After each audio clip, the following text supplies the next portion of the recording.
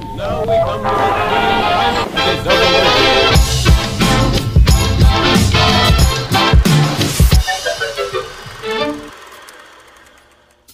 Gawa tayo ng saging con yelo. Ay, magandang tanghali po sa inyong lahat mga kamamsi. Alam niyo bang napakamura ng saging namin dito? Ito'y 1 kilo, nabili ko lang siya ng 18 pesos. So, bumili na ako kasi nga, mura lang siya. Gagawa tayo ng isang pang-snack kasi napakainit ng panahon.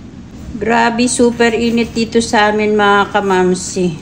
So, magbalat muna tayo ng saging and then pagkabalat natin ay depende na sa inyo kung gaano kalalaki ang gagawin yung slice sa inyong saging. So, ganito po lang siya mga kamamsi.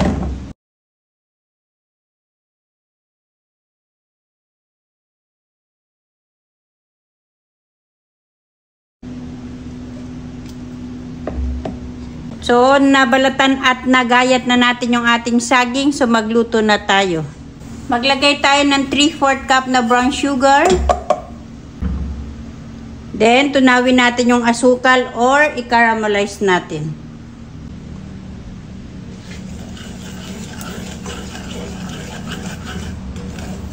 So, ayan, natunaw na yung ating asukal. Lagyan na natin siya ng tubig. Maglalagay ako ng tubig.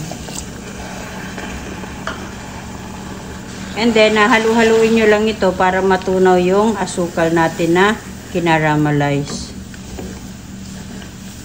Saka natin ilagay yung ating binalatan na saging.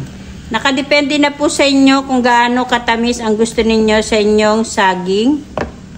Hintayin natin siya na maluto. So, okay na to mga kamamsi. Kailangan medyo may sabaw yung ating gagawin na pang-snack. Palamigin muna natin ito para hindi matunaw yung yelo na ilalagay natin. Tayo ditong ice crusher. Then, lagay natin yung dinurog natin na ice.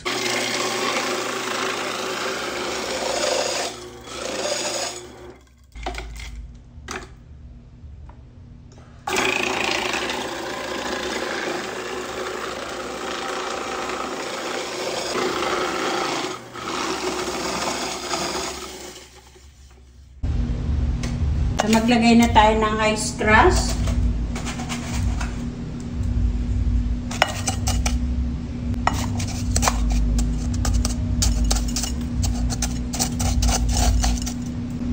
Then, ilagay natin yung ating saging.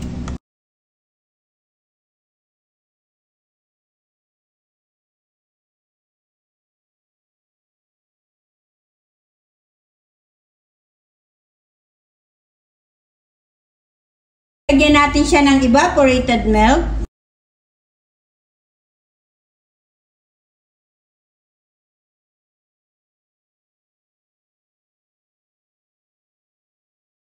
Ito na mga kamamsi ang ating saging con yelo. So, haluin na natin siya mga kamamsi. Wow! Pawis na ako dito. Daming gatas. Ang tagal ko na hindi nakain ito. Ang mura-mura ng saging namin dito. 18 pesos po itong saging natin lahat-lahat. 1 kilo po siya. O, diba? Then, meron akong gatas na ibap dito sa ref. So, ayan na siya. Sa konting halaga, pwedeng-pwede na kaming magmerienda ng masarap na saging con yelo.